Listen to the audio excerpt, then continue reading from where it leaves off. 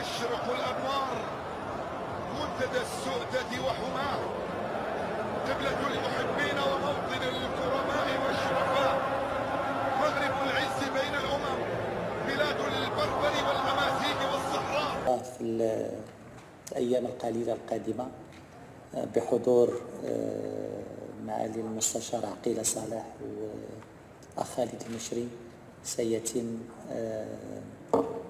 توقيع الرسمية وكذلك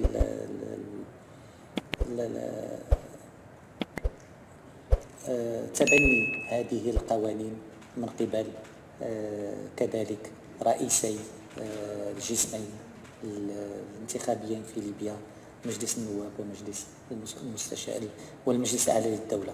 فإن شاء الله اليوم محطة مهمة، لأن عندنا لأول مرة كاين قوانين انتخابية، وكانت أحد العراقيل أمام إجراء انتخابات. بعد إن شاء الله التوقيع عليها رسميا هنا في بوزنيقة في الأيام المقبلة، غتبقى المرحلة اللي كتطلب كذلك مواكبة، والمغرب دائما مع المواكبة دون التدخل. الأمر هو بين يدي الليبيين، ولكننا جميعا يمكن أن نواكب هذا الحل الليبي وهذه الاتفاقات الليبية لتنزل على أرض الواقع وتفتح المجال إن شاء الله إلى إجراء انتخابات رئاسية وتشريعية متزامنة تفضي إلى حسم مسألة الشرعية في ليبيا وإعادة الاستقرار إلى هذا البلد. يمكن الإخوة أعضاء 6+6 راهم متواجدين، اللي فهم كذلك يستحقوا كلهم الشكر والثناء، لأن العمل الذي تقام به لك اليوم تحقق شيء فهو بفضل الليبيين أولا وأخيرا، بفضل ما أبانوه من مسؤولية، ما أبانوه عن التغليب لمصلحة ليبيا أولا.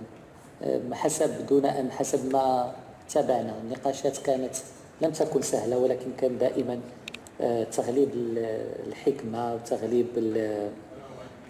السلام ورحمة الله،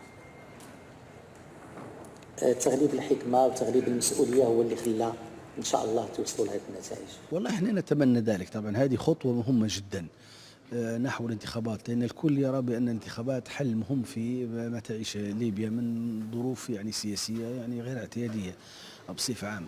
ومن ثم هذه الخطوة خطوة مهمة جدا، وهي القوانين. العنصر الأول في العملية الانتخابية، العملية الانتخابية تتكون من عناصر قانونية القوانين ثم المسائل التنفيذية.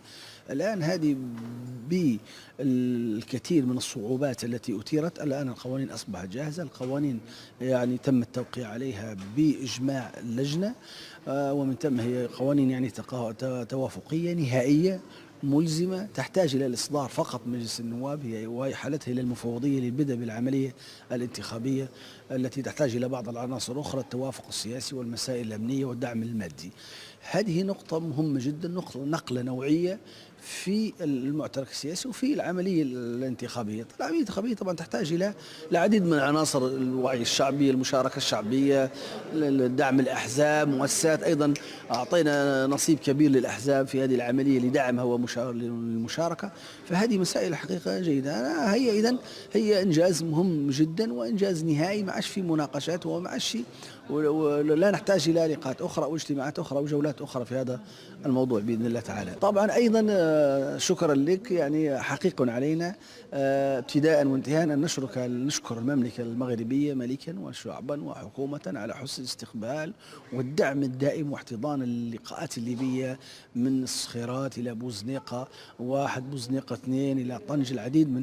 ونحن نعتبر المملكة المغربية أرضنا وأرض كل العرب والأشقاء والمسلمين والجيران، وهي داعمة لنا، ونشكر قيادتها الحكيمة التي دائما في صف يعني الليبيين وتدعم كل طرف الليبي. هي على حيادية، لأن المغرب مرحب بها، لأن نرى فيها دولة حيادية. احنا اخترنا المغرب خصوصا لأننا نرى فيها راحتنا ونرى فيها أنها هي فعلا تقدم لنا المزيد من والمغرب سيظل في الصحراء، نجدد شكرا لها إلى أن ملكا يرث إن شاء الله الله، الأرض ومن عليها. وحكومة عليهم أن على يعلموا ما تقدمه لنا وما ستقدمه. نتمنى أن تكون دائما علاقاتنا طيبة وودودة على كل المستويات الاقتصادية والاجتماعية والسياسية والعلمية. الاتفاق هو نهائي وفق التعديل الدستوري ال13. المادة 30 من الاتفاق السياسي تخول اللجنة بإعداد هذه القوانين، وبعد اتفاق اللجنة بالنصاب القانوني المتمثل في ثلثي المجلسين تحال فقط إلى مجلس النواب للإصدار. اللجنة قد صوتت بالإجماع أول أمس عن الاتفاق، وهو ما يعني أنه قد أقفل. الآن ننتظر الإصدار من مجلس النواب وأي حالته إلى المفوضية لتبدأ العمل على تنفيذه خلال 240 يوم لنرى الانتخابات. إذا كان فيه ملاحظات أو ما وردت اليوم بعض الملاحظات من رؤساء المجلسين، هي ملاحظات قد تكون ذات قيمة فعلا، ولكن تأخرت بعض الشيء وتم معالجتها من خلال اللجنة بصورة مختلفة عما عرض اليوم. ولكن إذا هناك إصرار عليها فالأمر يرجع إلى المجلسين لإعادة النظر في هذا الأمر. حقيقة عاجزين عن شكر المملكة المغربية على ما قدمته لنا من دعم كبير جدا حقيقة في هذه المرحلة، ملكا وحكومة وشعبا. كرم الضيافة وكل الخدمات قد تيسرت لنا ولم يتدخل أحد في عملنا. كل الشكر والتقدير للمملكة المغربية. من ترابك، من مائك، من جبالك، من هوائك، من أريافك، من مدنك، من كل شجر وحجر يسكن أرضك يا مغرب تشربنا السمو والسؤدد. ألا تنشدون كل صباح إخوتي هيا للعلا سعيا.